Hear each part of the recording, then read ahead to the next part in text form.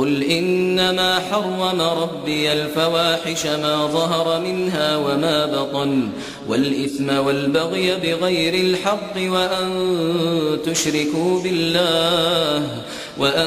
تشركوا بالله ما لم ينزل به سلطانا وأن تقولوا على الله ما لا تعلمون. بگو پروردگار من فقط زشتکاری ها را، چه آشکارش باشد و چه پنهان، و گناه و ستم ناحق را حرام گردانده است و نیز این که چیزی را شریک الله سازید که دلیلی بر حقانیت آن نازل نکرده و اینکه چیزی را که نمیدانید به الله نسبت دهید.